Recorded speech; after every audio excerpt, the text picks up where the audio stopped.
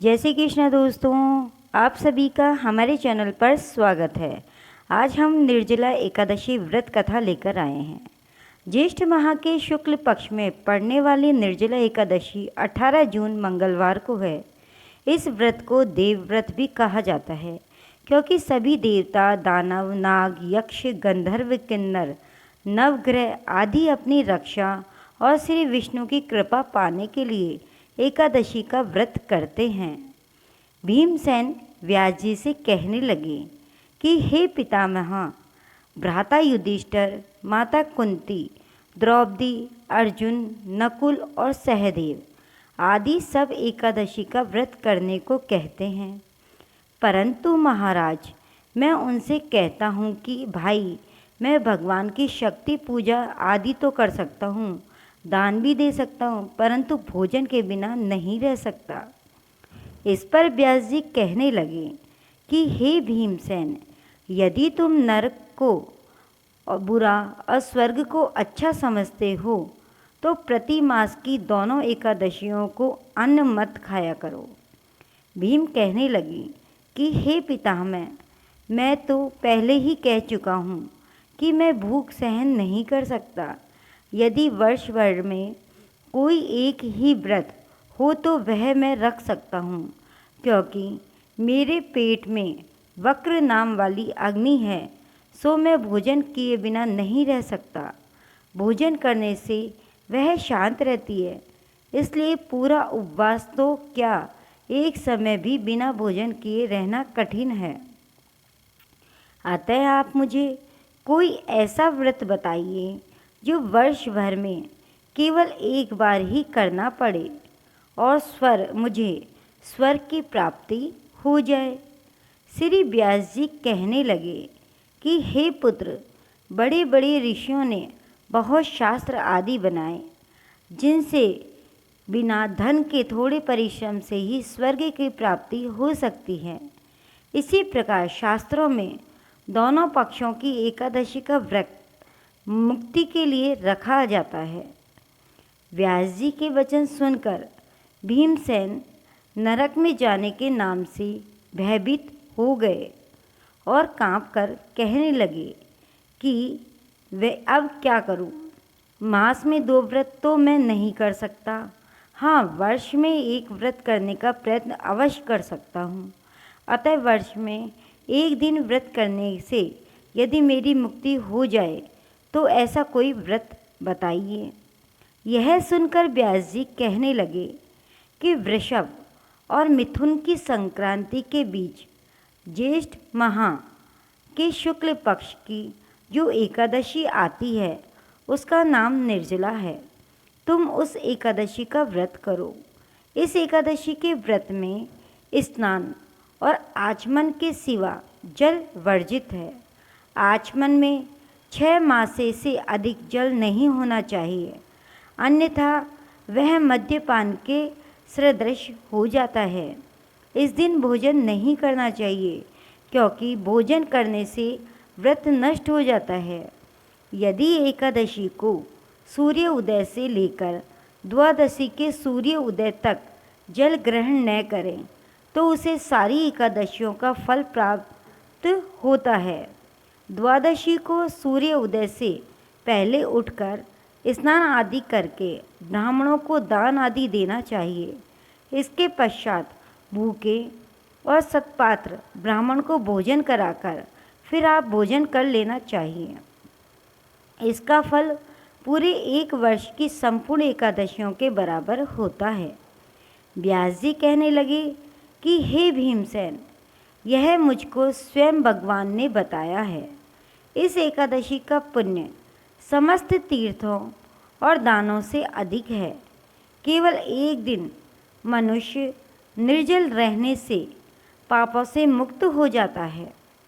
जो मनुष्य निर्जला एकादशी का व्रत करते हैं उनकी मृत्यु के समय यमदूत आकर नहीं घेरते, वरन भगवान के पार्षद उसे पुष्पक विमान में बैठाकर स्वर्ग ले जाते हैं। अतः संसार में सबसे श्रेष्ठ निर्जला एकादशी का व्रत है। इसलिए यत्न के साथ इस व्रत को करना चाहिए। उस दिन ओम नमः भगवते वासुदेवाय मंत्र का उच्चारण करना चाहिए और गोदान करना चाहिए। इस प्रकार व्यास जी की आज्ञा अनुसार भीमसेन ने इस व्रत को किया। इसलिए इस एकादशी को भीमसेनी या पांडव एकादशी भी कहते हैं। निर्जला व्रत करने से पूर्व भगवान से प्रार्थना करें कि हे भगवान, आज मैं निर्जला व्रत करता हूँ, दूसरे दिन भोजन करूँगा। मैं इस व्रत को श्रद्धापूर्वक करूँगा, अतः आपकी कृपा से मेरे सब पाप नष्ट हो जाए। इस दिन जल से भरा हुआ एक घड़ा वस्त्र से ढककर स्वर्ण सहित दान करना चाहिए।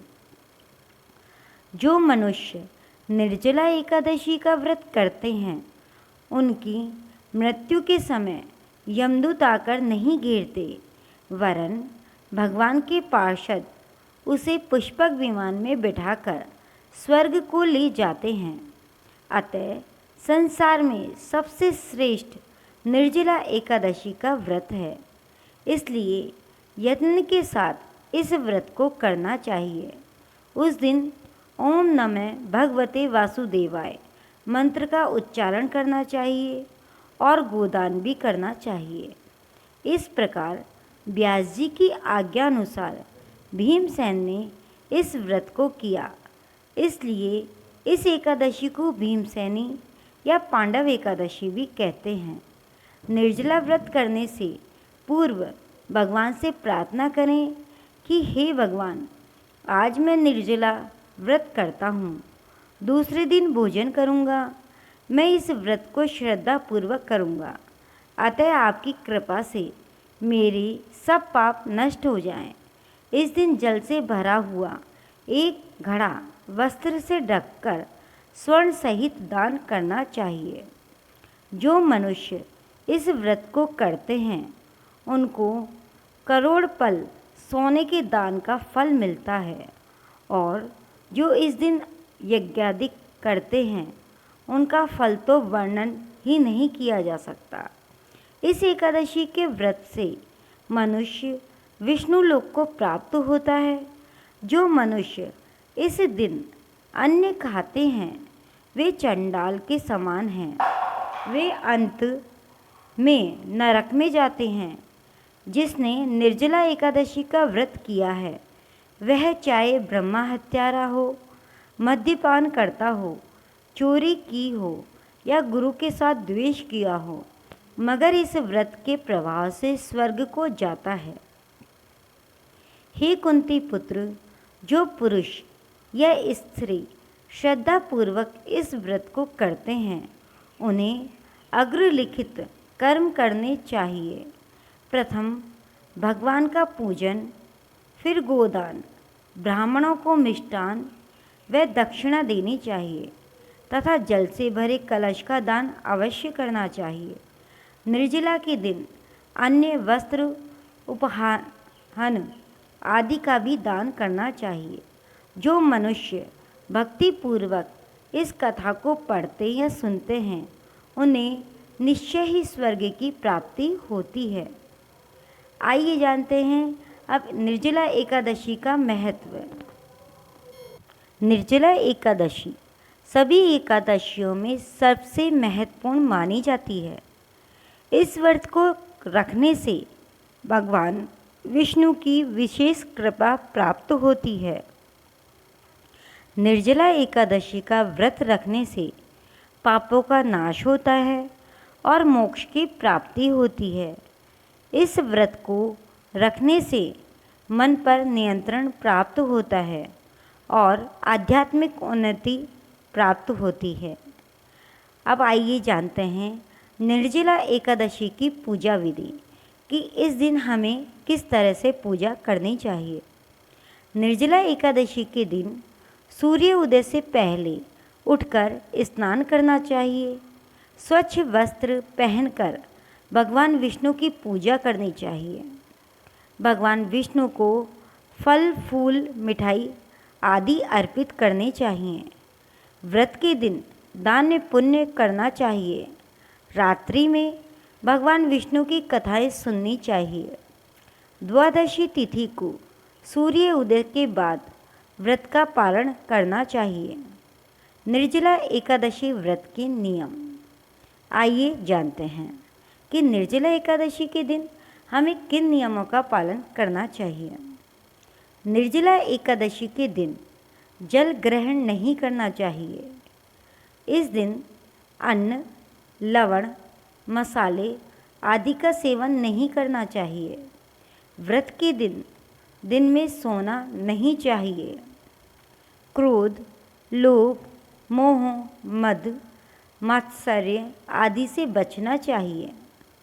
सत्य बोलना चाहिए और असत्य से बचना चाहिए।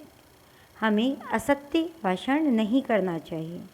इन नियमों का हमें पालन करके, इस तरह पूजा विधि करके और हमें निर्जला एकादशी का व्रत करना चाहिए। दोस्तों, यह थी निर्जला एकादशी की व्रत कथा।